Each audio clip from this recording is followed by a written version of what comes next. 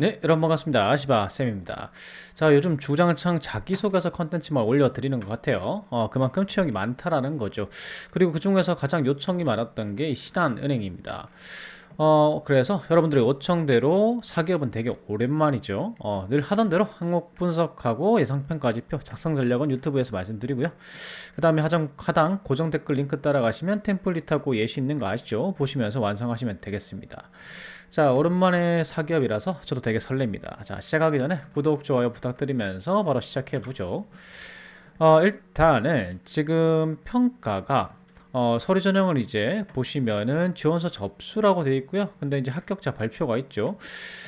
다 필기 시험 기회를 주진 않을 겁니다. 만약에 그럴 것 같으면은 심사기관이 요렇게 이제 길 이유가 없겠죠. 그래서 보통 이런 사기업들은 정량 평가 후에 이 자기소개서 평가할 대상들을 정한 다음에 그 대상자들만 자기소개서를 검사하는, 심사하는 그런 전형을 많이 취합니다. 그래서 아마도 정량 평가 후 자기소개서 선별 심사를 할 것으로 예상돼요. 그러니까 자기소개서도 여러분들이 잘 적어야 되겠죠. 그리고 지금 보면은 정량평가 후 자기소개서 선별심사를 할 것으로 예상되고 공장식 평가를 할 것으로 예상이 되는데 완전 뭐 공기업처럼 공장식 평가는 아니고 어느 정도 지금 항목하고 평가할 부분이 명확하게 정해져 있는 것 같아요. 왜냐하면 지금 이 신한은행 인재상이죠. 이 인재상 3개의 이 항목들이 조금씩 다 매칭이 됩니다. 특히나 항목 2번은 지금 열정가에 매칭이 되고 그 다음에 항목 1번, 3번 같은 경우에는 자기개발이 조금 들어가기 때문에 자기개발 그리고 열린 사고 뭐 이런 것들 창의에 해당하는 게 조금씩 보입니다. 질문의 내용이 그래요. 그래서 이런 것들을 이제 평가하기 위해서 인재상에 맞는 사람인지 아닌지를 평가하기 위해서 항목을 설계를 한 것 같습니다. 그래서 제가 안내 드리는 평가 지표, 예상 평가 지표에 따라서 어떤 내용으로 구성해야 되는지 잘 참고해서 적으시면 좋을 것 같아요. 정작 그 정직 신뢰, 뭐 팀워, 이 따뜻한 가슴에 해당하는 거는 항목이 없는 것 같습니다. 이건 아마도 면접 때 평가를 하겠죠. 아니면 인성 검사를 통해서 평가를 하든지요. 자, 그러면 본격적으로 항목 공략을 해 볼 텐데, 제가 보통 항목 4번부터 공략하는 경우가 잘 없죠. 보통은 1번부터 차례대로 공략을 하는데, 항목 4번부터 공략을 하는 이유가 있습니다. 여러분들이 자기소개서 쓰실 때요, 지원 동기하고 입사 포부 같은 거는 분명히 물어보잖아요. 그런데 항목이 만약에 보통은 1번 항목이에요. 그런데 3, 4, 뭐 5번 항목 뒤쪽에 이런 항목이 있으면 지원 동기하고 입사 후 퍼부부터 적으시는 게 좋아요. 왜냐하면 지원 동기하고 입사 후 퍼부는요, 그 기업을 조금 분석도 해야 되고, 그 다음에 그걸 하면서 기업에 대한 이해도도 높아집니다. 그러면은 나머지 항목들을 조금 쓰기가 더 수월해져요. 그래서 제가 추천드리는 건 이번에 지원 동기하고 입사 포부가 4번이니까 요것부터 먼저 작성해 보시면 어떨까 싶습니다. 항목 4번도 뭐 공개하고 별로 차이가 없죠. 조직 적합도를 평가를 하는 거고요. 이 지원 동기하고 입사 포부는요. 사실 공기업하고 사기업의 지원 동기는 조금 다릅니다. 사기업의 지원 동기는요, 요런 거예요. 사실 그 공기업 같은 경우에는 특별한 경쟁사는 없잖아요. 근데 사기업 같은 경우에는 경쟁사가 있습니다. 그래서 사실 얼마나 알아보고 왔냐를 평가하는 게 이 지원 동기라고 보시면 돼요. 그리고 이 공기업보다는 사기업이 이 면접에서 자기소개서를 활용을 많이 합니다. 더. 자기소개서 중심으로 질문이 나오는 경우가 많아요. 그래서 보통 보면은 사기업들이 글자 수가 되게 적습니다. 왜? 그거 바탕으로 해서 그냥 물어보면 되니까요. 그래서 그걸 좀 잘 생각하셔야 되고요.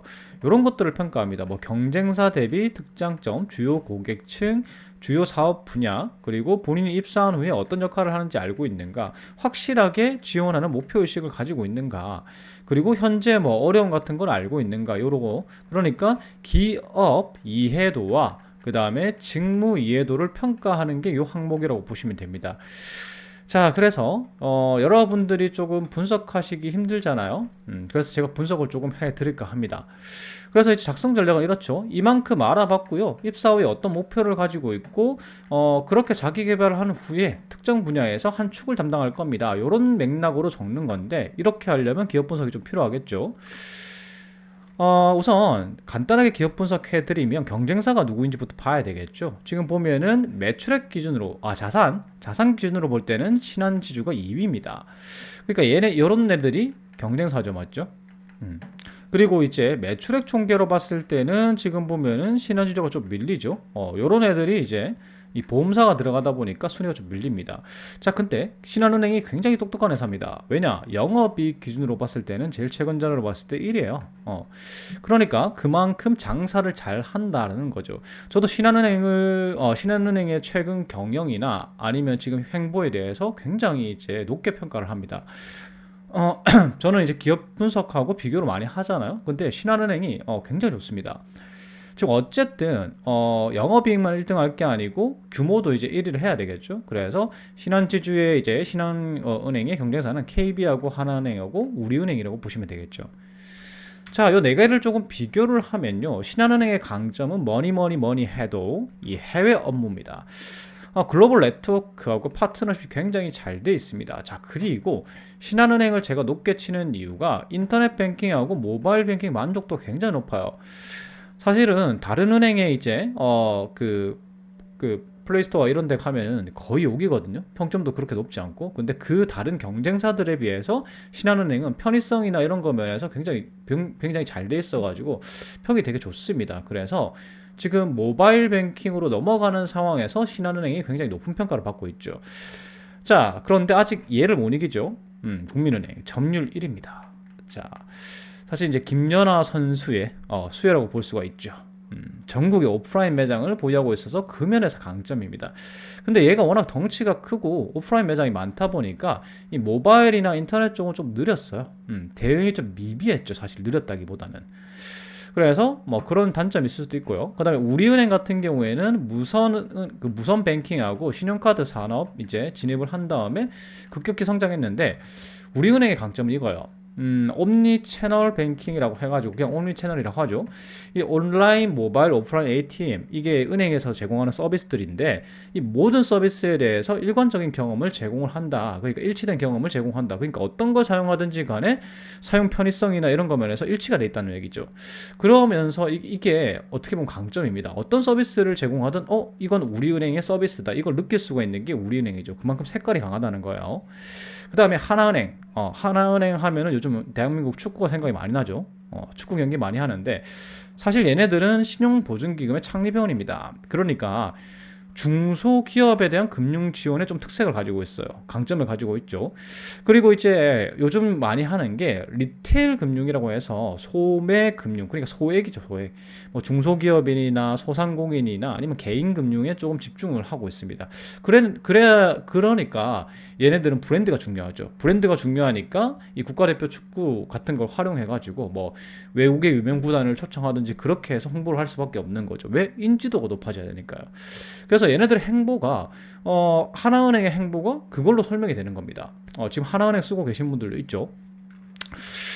모바일 서비스를 비교하면 단언컨대 이제 신한은행이 가장 평이 좋습니다. 지금 뭐 디자인이나 편의성 측면에서 그 호평을 받고 있고요. 그다음에 얘네들이 좀 잘한 게 뭐냐면 코로나 기간 동안에 비대면 온라인 상품을 많이 만들어냈습니다. 그만큼 이 모바일에 익숙한 세대들한테는 인기를 끌 수 있으니까 점유율을 높일 수가 있겠죠. 신한은행이 잘하고 있다는 얘기입니다. 국민은행 같은 경우에는 이 전통의 강자잖아요, 얘네들은. 그런데 사실은 모바일에서 힘을 많이 못 썼습니다. 이게 평이 되게 안 좋았었거든요. 그런데 최근 들어서 얘네들은 돈이 많잖아요. 규모도 크고 그러니까 빠르게 지금 보완하고 있습니다. 그래서 사실은 얘네들 모바일 경쟁력이 굉장히 빠르게 저도 최근에 이제 KB 카드 하나 만들었습니다. 그래서 앱도 사용하고 있고요. 그래서 얘네들 굉장히 공격적으로 지금 따라잡고 있다. 이렇게 이제 생각하시면 되고요. 우리은행은 이제 인증 절차나 원래 이랬어요. 인증 절차가 좀 쉽게 만들고 얘네들은 이제 빨리 그렇게 했죠. 그 다음에 편의성의 강점이 있고 원클릭 금융상품이라고 해가지고 몇 개만 뭐 이렇게 이제 거치면은 금융상품이 바로 가입이 되는 이런 서비스를 우리은행에서 특화로 이제 했었죠.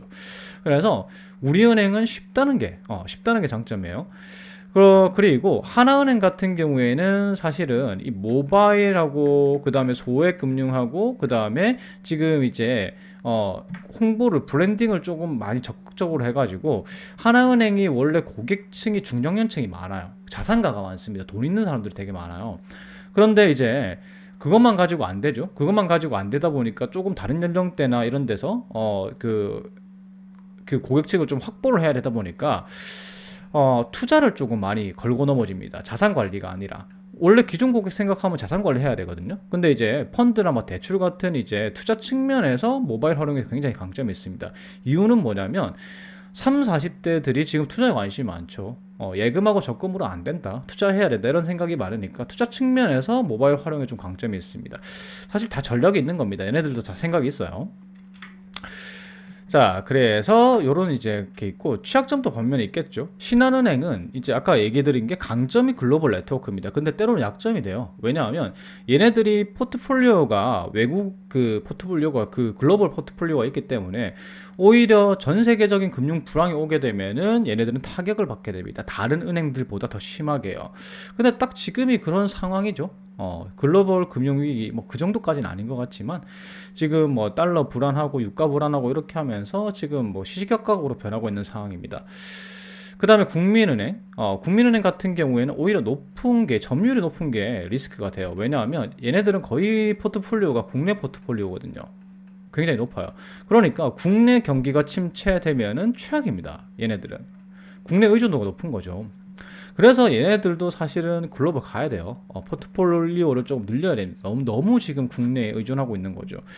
그 다음에 이 우리은행하고 하나은행의 공통점이 있는데 얘네들은 이제 소액 갖고 그 다음에 이제 신용카드나 아니면 리테일 금융이라고 해가지고 소액 금융 그 다음에 소매 금융에 집중이 돼 있다 보니까 중소기업 리스크 개인 신용 리스크 이런 것들이 발생하면요. 그러니까 개인의 부채가 높아진다. 개인들의 부채가 높아진다. 뭐 개인 신용 리스크가 있다. 옛날에 카드 대란 같은 거 그런 게 있으면은 얘네들은 엄청나게 힘들어집니다. 그래서 이런 면에 있어서 좀 약점이 있다. 그러니까 주로 약점이라는 건 어느 분야의 포트폴리오가 약한지가 문제가 되는 거죠. 그래서 이런 것들을 조목조목 좀 따져봤을 때 신한은행의 경쟁력은 뭐냐면요. 글로벌 영업 네트워크가 좋다라는 겁니다. 그래서 글로벌 포트폴리오가 다른 이제 기업에 비해서 다른 은행의 신용은행에 비해서 높고요. 그 다음에 모바일 서비스에서는 거의 선도 기업입니다. 얘네들이 잘하고 있다라는 거죠. 그리고 상품 수도 되게 많아요. 좀 상품 수가 단순히 많다기보다는 다양한 연령층과 다양한 직업군과 이런 걸 커버할 수 있는 그리고 온 오프라인 그 상품 수가 되게 많습니다. 그래서 얘네들이 뭘 하냐면 올해 요거 했죠. 요거. 시중은행 최초로 금융상품 비교 서비스를 오픈했습니다. 뭐 200개 금융기관에 그 금융 서비스들을 뭐 이렇게 비교한다. 200개였는지 50몇 개였는지 기억은 안 나는데 하여튼 이게 자신이 없으면요. 자기들이 다양한 연령대를 커버하고 다양한 상품 수가 다양하지 않으면 이거 절대 못 합니다. 어느 하나를 그 고객층 공략하면요. 왜냐하면 그거에 맞춰서 다 상품이 없으면은 이 고객 뺏기고 저 고객 뺏기고 다 할 거잖아요. 근데 고객 보호할 수 있는 자신감이 있는 거죠. 얘네들은 자기 상품이 그만큼 노출이 비교해서 봤을 때 자기 상품들이 이런 게 많다라고 생각을 하기 때문에 이런 걸 할 수 있는 겁니다. 자, 그리고 대표적으로 제가 정말 잘하고 있다고 느끼는 건 요겁니다. 중국의 자회사 세운 건 지금 조금 폭망하고 있죠. 지금 좀 힘들어요. 하지만 일본, 베트남, 캄보디아 같은데 자회사를 설립했고요. 이 글로벌 네트워크를 만든 거죠. 그래서 얘네들 나라에 모바일 프로그램 및 결제 시스템을 도입을 했습니다.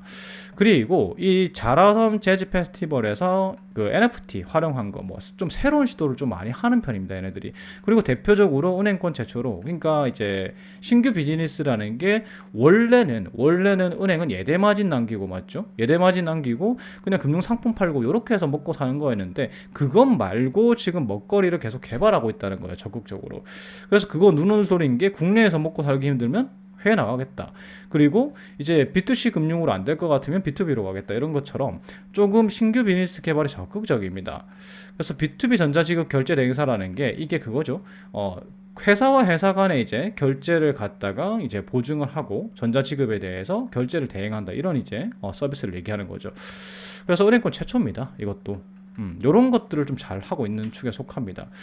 그리고 이제 아까도 말씀드렸듯이 상품이 다양한 게 또 하나의 강점이라고 할 수 있는데 문제는 다양한 고객층이 강점이라고 하기에는 얘한테 안 돼요. 얘는 점유율이 어마어마하거든요. 사실 그런데 신한은행의 규모에 비해서는 되게 포트폴리오 이런 고객층이 다양한 편이에요. 왜냐하면 하나은행은 주 고객이 경제적 여유가 있는 4, 50대, 그러니까 이제 자산가죠. 이런 분들이 많고 돈 있는 사람이 하나은행을 많이 이용합니다. 우리 부모님이 하나은행에 주 거래다 그러면 경제적 여유가 있을 가능성이 높습니다. 이건 기적의 논리인가요? 뭐 어쨌든. 그리고 우리은행 같은 경우에는 40대 남자 직장인, 이유는 모르겠습니다. 그렇대요. 이렇게 분석이 돼요. 근데 이런 은행에 비해서 신한은행에 이런 다양한 고객층이 있다라는 거, 이것도 장점이 될 수가 있겠죠. 그리고 요거 이제 설명을 좀 드려야 될 것 같아요. 요거 좀 녹여내면 좋아요. 지금 이제 요게 2023년 경영 전략입니다. 홈페이지에 막 잘 안 나오죠, 이런 내용이. 그래서 제가 찾아서 소개해 드린 겁니다. 요게 과제죠. 첫 번째가 이제 시니어 및 청년 고객 증가요. 요게 부족하다라는 거죠. 그래서 요런 걸 갖다가 조금 목표를 하고 있고, 그 다음에 글로벌 나오죠. 얘네들은 이제 곧 죽어도 글로벌 갈 건가 봐요. 이게 사실은 이제 국내 금융사가 글로벌 할 수 있는 게 좀 힘들어요. 외국은행이 국내에 진출하는 경우는 많지만 우리나라는 금융 선진국은 아니거든요. 영국이나 뭐 미국 같은 나라들이 금융 선진국이잖아요. 그래서 그런 은행들이 이제 우리나라 들어오는 건데 우리나라 은행이 밖에 나가서 막 잘하고 있는 케이스가 별로 없거든요. 근데 얘네들은 목표는 글로벌입니다. 지금 계속 강화하고 있죠. 그 다음에 디지털, 이거는 뭐 옛날부터 디지털 목표가 있었습니다. 그래서 옛날부터 조금 이런 시기에 디지털로 뭐 디지털 그 플랫폼 이런 걸 제공하는 것 뿐만 아니라 계속해서 디지털 리터러시라고 해가지고 디지털을 강조하고 있죠, 얘네들은. 그래서 뭐 디지털 역량을 강화하겠다, 이런 것도 좋은 전략이 될 수가 있습니다. 자기소개했을 때 면접에서나. 그 다음에 여기에서 뭐 요거는 이제 인재 확보에 대한 얘기고. 그래서 요번에 이제 신한은행이 공격적으로 또 채용을 하고 있는 것도 맞고요. 보상 제도나 이런 것들을 갖다가 좀 개선을 많이 하고 있습니다. 그리고 뭐 ESG 금융그룹 뭐 이런 것들은 그냥 하는 말이죠. 실제로 하고 있긴 하지만 녹색 채권 이런 거. 그 다음에 뭐 선제적인 리스크 관리, 뭐 기본기의 충실한 효율적 성장, 이렇게 뭐 전략 과제가 돼 있지만, 사실 아시겠지만은 뭐 전략 과제 여러 개 만들면 뒤에는 그냥 하는 말이죠. 뒤에는 그냥 하는 말이고, 제일 중요한 건 요거죠, 요거. 요거 두 개입니다. 요거 두 개가 이제 목표라고 보시면 됩니다. 자, 여기까지 간결하게 좀 정리를 해 드렸어요. 요거까지 좀 들으면은 신한은행에 대해서 이해도가 좀 높아졌죠. 이제 적어 봅시다. 자, 작성 플롯은요, 항목 4번 지원 동기 쓰고요. 그 다음에 지원 동기에 대해서 상세 설명. 지원 동기를 그냥 신문 기사 보니까 몇 퍼센트 이렇게 하는 것보다 제가 분석하면, 제가 여러 자료를 봤는데 이렇더라, 분석하면 결과가 이렇다, 이렇게 쓰는 게 좋아요. 지원 동기는 그러면 면접 때 말하기도 좋습니다. 이렇게까지 했어요? 이렇게 생각하는 거죠. 왜 이렇게 생각하세요? 이렇게 물어볼 수도 있고요. 그 다음에 입사 후 목표, 어떤 전문가로 성장하는 게 목표고, 세부적으로 어떤 역량 키울 거고요. 그 다음에 성장 후에 기여하겠습니다. 이런 식으로 마무리하는 거죠. 자, 요게 될 수가 있습니다. 이렇게 예시를 쓸 수가 있어요. 신한은행에 지원한 이유는 외환 전문가가 목표다. 요걸 잡은 이유는 이제 아시겠죠? 요쪽이 글로벌 쪽이 강하니까요. 그러니까 직무 목표 때문이고, 신한은행이 외환 전문가가 목표니까 글로벌 역량이 우수한 회사를 가야 되지 않겠느냐. 그래서 외환 분야는 내가 이 분야 업무를 좀 전문적으로 배우고 전문가로 성장하기 위해서는 내가 지원한 은행이 글로벌 영업 네트워크도 있어야 되고 해외 포트폴리오도 많아야 된다. 근데 다른 은행보다 너희가 뛰어나. 그러니까 내가 지원하는 건 당연하지. 이런 맥락인 거예요. 그래서 이렇게 이제 써야 되는 겁니다. 그래서 신한은행의 강점에 대해서 물고 늘어진 다음에 그와 관련한 내가 커리어 목표가 있고, 그래서 나는 너희 회사 지원하는 게 당연해. 이렇게 이제 가는 거죠. 그리고 뭐 여기에 뭐 비중 같은 거 조사하신 내용을 넣으셔도 됩니다. 조금 분석을 깊게 딥하게 들어가도 되는데, 문제는 이게 500자기 때문에 너무 딥한 건 못 들어가요, 분석 내용. 그래서 요 정도 이제 들어가면 됩니다, 내용이. 그 다음에 입사 목표, 당연히 위에서 외환 전문가라 목표라고 했으니까 외환 전문가 성장이죠. 근데 내 개인적 목표만 아니다. 왜냐하면 글로벌 분야의 채널 성장을 지금 목표로 하는 너희 방향과도 일치한다. 너희 강점이자 방향성 아니냐. 내 목표랑도 똑같다. 그래서 지금 현재 요거 준비하고 있고, 앞으로 요렇게 코스로 해가지고 외환 전문가로 성장할게. 그래가지고 특히 이제 여기 조금 비워뒀네요, 제가. 특히 해당 과목들 중에서 뭐 외환 관리, 외환 거래 뭐 이런 부분에 집중해서 학습하겠다. 왜냐하면 직무와 관련도가 높으니까 뭐 이런 내용이 추가되면 되겠죠. 제가 쓰다 말았나 봐요. 자, 그래서 이러한 과정을 통해서 성장할 거야. 그리고 너희 지금 이런 목표 가지고 있잖아. 내가 기여할게. 이런 식으로 마무리하는 거죠. 기업에 대한 이해도만 좀 충분하면요, 쓰기는 어렵지 않습니다. 자, 그 다음 항목 1번 가볼게요. 본인의 주요 성장 과정 및 다른 지원자 대비 본인만의 차별화된 강점과 보완해야 될 약점에 대해서 사례를 들어 해달라. 뭐 누가 봐도 이건 직무 수행의 장단점을 얘기해달라는 거고, 사실은 성격의 장단점이죠, 이게. 기업들에서 물어보는 차별화된 강점은 직무상 강점이 되는 태도를 의미하는 거고, 보완해야 될 약점은 직무상 방해가 되는 태도와 그 극복 의지를 보는 겁니다. 자, 근데 문제는 이거예요. 어차피 여러분들 은행원 지원하실 거기 때문에, 행원이기 때문에 다 이거 쓸 겁니다. 꼼꼼합니다, 정직합니다, 팀워크가 있습니다, 대인관계 능력이 좋습니다, 고객 응대 능력이 좋습니다. 자, 요거 안에 다 있을 거예요. 근데 요렇게 쓰면은 이 항목에 편차가 있을까요? 면접관은 다 똑같은 소리 합니다. 그래서 제 추천은요, 일단 꼼꼼히 이런 거 쓰지 마세요. 당연한 거예요. 은행원으로서 정직 당연해요. 그런 게 아니라, 사실은 뭐 이런 키워드를 쓸 거면 꼼꼼하다가 아니라 되게 세밀하다. 세밀하다. 그러니까 이런 단어, 아니면 혹시 뭐 이런 거 있죠? 준비성이 좋다. 요런 것처럼 조금 좀 단어를 좀 바꾸십시오. 여러분들이 같은 동일한 언어인데 조금 더 디테일한 언어를 쓴다든지 좀 다른 단어로 바꾸십시오. 은행원도 3분의 1이 꼼꼼하다고 쓰는 것 같아요. 그래서 제 추천은 이래요. 성격과 직무 핵심 역량을 같이 쓰는 걸 추천합니다. 이게 면접 때도 유리합니다. 이런 거죠. 저는 한 번 결정하면 전력을 다하는 성격입니다. 이게 저의 장점이에요. 그래서 진로 결정 후에 어떤 역량을 키우기 위해 노력했고, 이런 핵심 역량을 보유할 수 있습니다. 그래서 이런 업무에 자신이 있지요. 이렇게 가면요, 성격의 장점도 썼고요. 그 다음에 그러니까 자기 개발과 관련된 그 장점이죠. 자기 개발 성향과 관련된 자기의 장점을 쓰면 이렇게 쓸 수가 있는 거예요. 그래서 한번 결정하면 전력을 다한다. 그래서 진로 결정 후에 역량을 이렇게 키웠다 하면은 성격도 장점도 어필이 되고, 그 다음에 여러분들의 역량도 동시에 어필이 되는 거죠. 이해가시죠? 이렇게 하면 1타 2피입니다. 그리고 단점 같은 경우에는 제발 쓰나 마나한 단점은 좀 쓰지 마십시오. 뭐 이런 거 옛날에 많이 썼어요. 단점이었는데 이 단점을 극복하면서 장점이 됐어요. 자, 이거 최악입니다. 최악. 그리고 더 최악은 뭐냐면, 단점은 이거요. 여러분들에게 단점이란 건 이런 거예요. 살면서 이것 때문에 살기 힘들다라는 원인에 해당합니다. 그러면 그것을 극복하기 위해서 얼마나 노력했는지 의지를 보는 게 단점을 물어보는 건데, 이런 분들이 계세요. 그냥 살다 보니까 고쳐졌어요. 굉장하죠? 우연입니다. 이게 최악입니다. 극복 의지 아예 제로죠, 제로. 그래서 그렇게 쓰시면 안 되고, 정말 여러분들이 키워드를 걱정 많이 하시잖아요. 이런 것들 적으시면 됩니다. 약간 누구나 있을 법한 성향인데 그렇게 큰 단점은 아닌 거. 보세요. 사람들과 친해지는 게 시간이 걸린다. 요거 쓰실 때는 이제 반드시 일할 때는 이렇지 않다. 고객을 응대하거나 아르바이트 할 때 이렇지 않는데, 사람들과 조금 친해지는데 관찰도 많이 하는 편이고, 그 다음에 조금 시간이 걸린다. 요렇게 이제 당연히 이런 사람도 많잖아요. MBTI 절반이 그 I형입니다. 내향적 성격이죠. 그 다음에 까다롭다. 까다롭다 하면 굉장히 부정적인 것처럼 들리잖아요. 그런데 이제 이렇게 쓸 수 있어요. 제가 좀 세심한 편인데 그만큼 좀 까다롭습니다. 이렇게 쓰면 약간 상쇄가 되죠, 맞죠?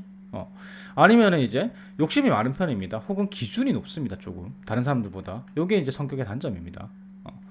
그다음에 걱정이 많다. 요런 사람들 있죠. 프로 걱정러들 있습니다. 일어나지 않은 일에 대해서 상상의 나래를 펼치신 분들, 요런 분들.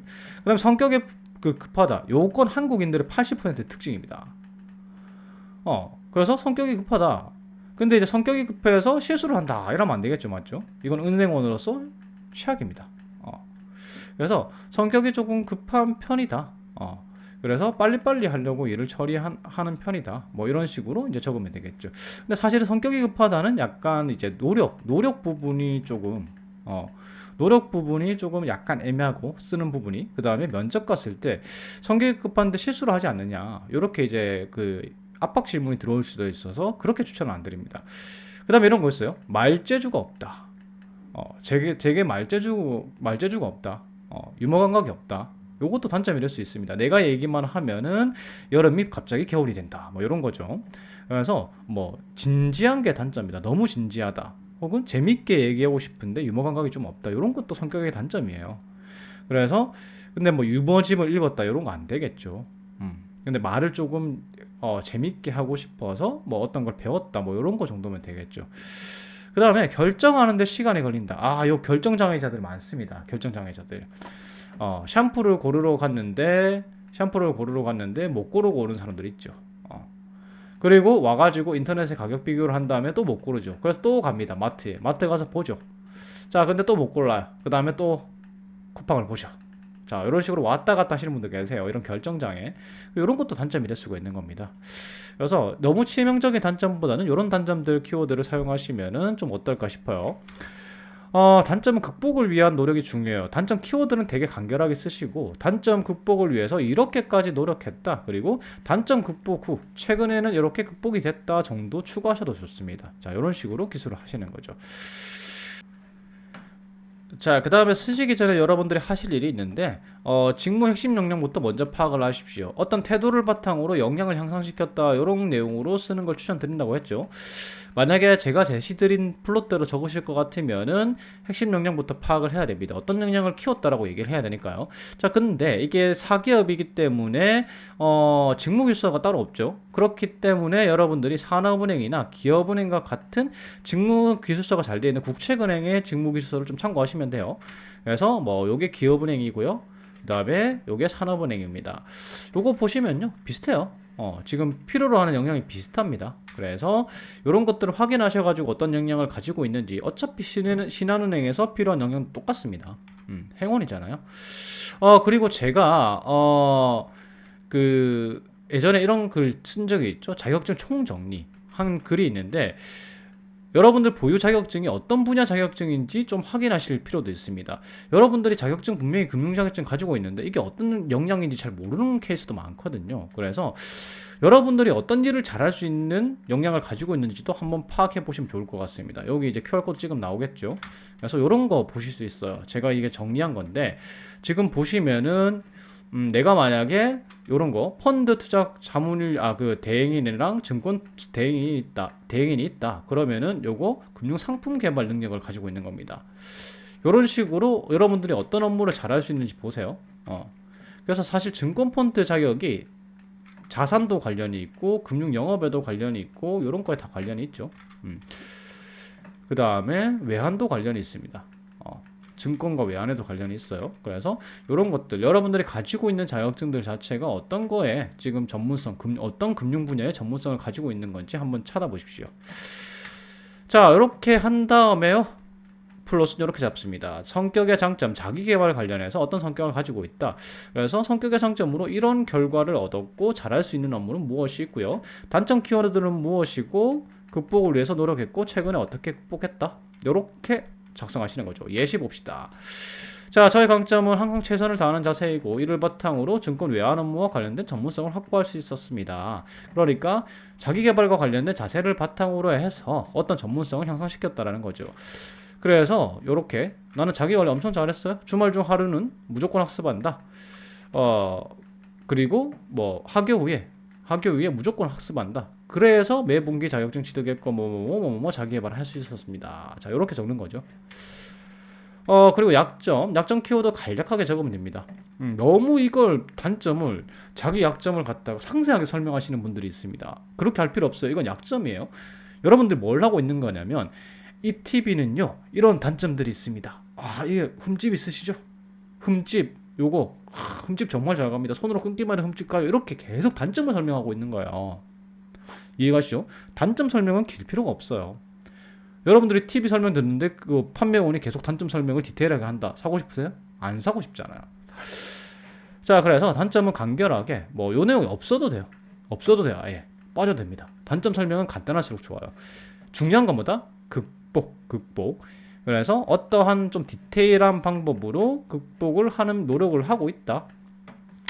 그리고 최근에는 이런 사례를 통해서 최근에 뭐 사례가 있는데 최근에는 거의 극복했다.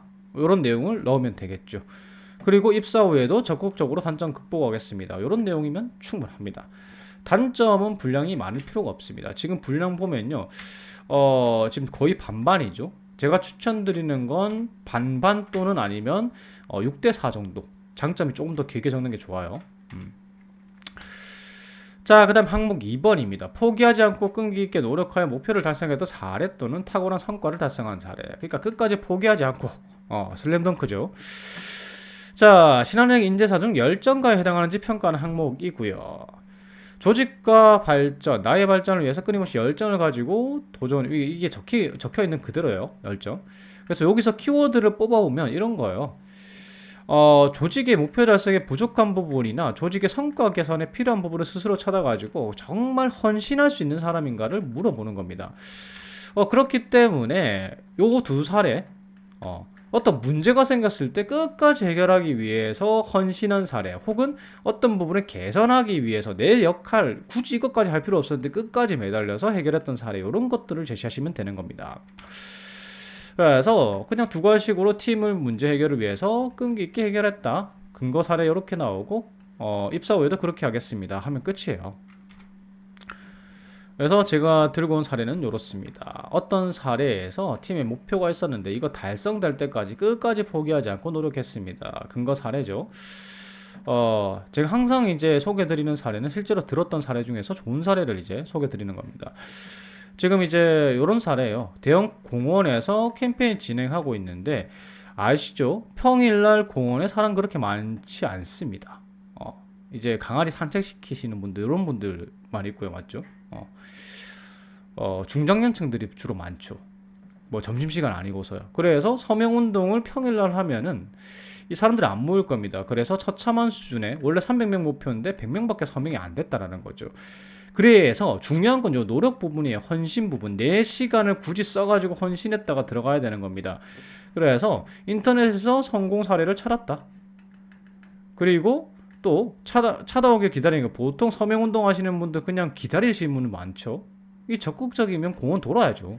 그래서 공원 다 돌아다녔고 요 사례가 좋더라고요. 공원에서 모임하는 단톡방을 찾아가지고 이거는 이제 실제로 들었던 사례인데 이렇게 하셨다고 하더라고요.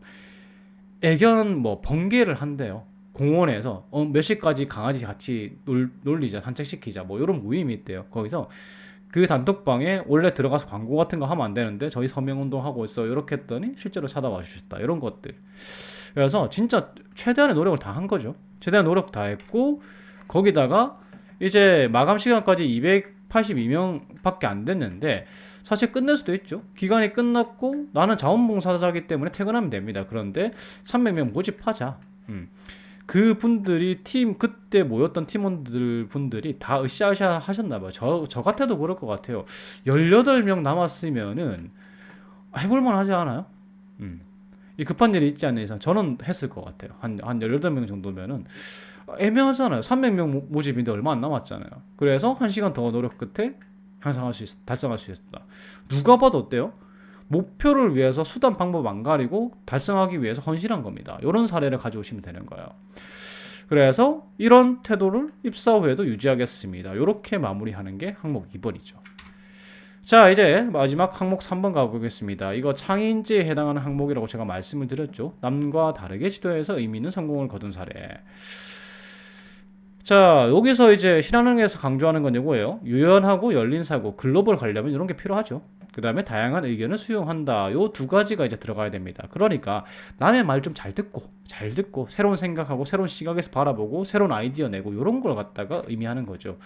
그래서 이게 성공이든 실패든 중요하지 않는데 이런 거 들어가야 돼요. 다양한 의견을 어떤 사람 타인의 의견을 듣고 그걸 흘러 넘기지 않고 어떤 새로운 시도를 했다. 이런 사례가 필요한 겁니다. 유연한 사고가 뭐냐면 새로운 시도를 하면서 두려움이 없고 새로운 정보에 호기심을 가지고 기민하게 대응하는 거 이런 걸 이제 유연한 사고라고 해요.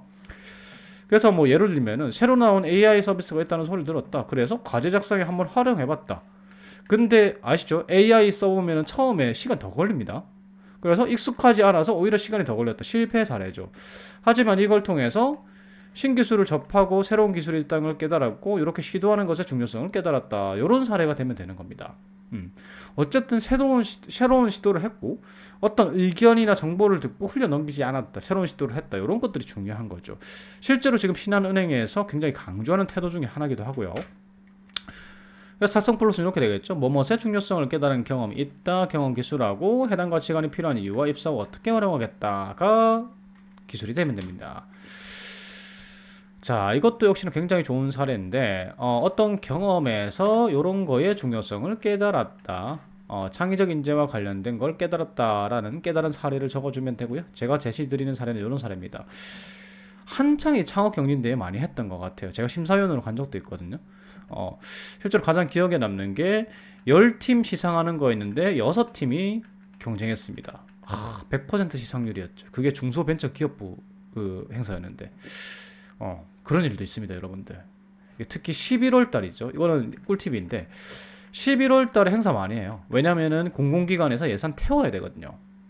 그러다 보니까 뭐 300만 원짜리, 500만 원짜리, 상금 150만 원짜리 이런 공모전 많아요. 근데 여러분들이 보통 11월 말이나 뭐 이렇게 되면은 이런데 별로 관심이 없어요. 취업 시즌도 끝났고 이제 좀 쉬어야지 이렇게 하다 보면 이런데 소홀해지기 쉬운데 눈먼 공모전이 11월 말에 많이 나옵니다. 여러분들 잘 생각해 보세요.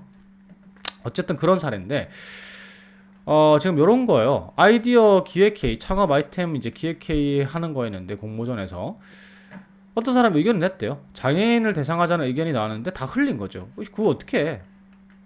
우리 장애인에 대한 이해가 있는 사람도 없는데 어떻게 해서 그냥 넘겼다는 겁니다. 근데 이 사람이 가만히 생각해 보니까 그 얘기를 듣고 나니까 흘려듣지 않고 듣다 보니까 계속 장애인 위주로 한번 생각을 해보게 됐대요. 그래서 길 걷다가 이런 생각이 들었다는 거죠. 이 신호등을 건너려면 장애인들이 얼마나 불편할까라고 생각을 하게 됐답니다. 그래서 그때 4차 산업혁명 기술을 활용하는 거였으니까 IoT 활용해서 장애인 이제 팔찌 같은 거 해가지고 장애인의 횡단보도 근처에 오게 되면 아니면 휴대폰 이제 하고 그 신호등이 소통을 해가지고 보행 신호가 50% 더 길어지는 신호등을 제안했다. 아무래도 장애인들이 길을 건너가는데 시간이 오래 걸릴 테니까요. 그래서 우수상을 수상하셨다고 합니다. 굉장히 좋은 사례죠. 그래서 이게 좋은 사례인 거는 지금 이 항목에 맞는 거는 어떤 정보를 수집하고 이 정보를 그냥 흘려 듣지 않았다는 거, 그리고 이거에 관심을 가졌다는 거, 그리고 이걸 바탕으로 해서 새로운 시도를 했다는 거. 요런 내용이 들어가면 돼요. 꼭 팀 작업이 아니라 어떠한 정보를 듣고 새로운 시도를 해서 성공하거나 실패한 사례면 충분합니다. 제가 제안 드리는 사례는 항상 최고 베스트를 가져오는 거예요. 여러분들이 다 이런 사례가 있을 수는 없잖아요. 자, 그래서 필요한 이유. 요 그대로 쓰시면 안 됩니다, 여러분들. 왜냐하면 보통 이제 기업들이 이 카피킬러 지원자 간의 카피킬러를 쓰거든요. 그래서 내용이 똑같게 되면은 카피율이 높아지면은 탈락할 수도 있습니다. 표절이라는 거죠. 그래서 제가 제시 드리는 거 항상 똑같이 쓰시면 안 돼요. 뭐 한 문장 정도는 괜찮긴 하겠죠. 한 문장이 똑같다고 표절은 아니니까요. 그래서 어쨌든 요렇게 요런 게 이제 요런 이제 그 상황 때문에 다양한 의견을 수용하고 새로운 시각으로 바라보는 게 중요하다. 개방적 태도가 중요하다. 그러니까 나는 개방적 태도 가지고 있으니까 신한은행의 업무 혁신에 앞장서겠다. 디지털 리터러시에 앞장서겠다. 요거 얘기하는 거죠. 자, 여기까지 모든 항목 다 써봤습니다. 굉장히 길었네요. 신한은행 같은 경우에 지금 보면 인재상 중심으로 평가를 하는 거니까 내용을 갖다가 글자는 이제 500자니까 쓰기 쉽죠. 너무 안에 안 써도 되고. 그래서 인재상 중심으로 평가를 하기 때문에 인재상을 좀 잘 읽어보시고요. 지금 면접 나중에 혹시 가시는 분들은 시중은행에 비해 요즘 시중은행들의 전략 차이나 주 고객층이나 이런 게 조금 많이 엄청나게 극명하게 갈리고 있어요. 그래서 신한은행에 대한 특징을 갖다가 좀 잘 알고 가면 어떨까 싶습니다. 자, 면접까지 다이렉트로 가셔가지고 최종 합격하시길 바라겠습니다. 제 영상이 도움이 됐다면요, 구독, 좋아요 부탁드립니다. 감사합니다.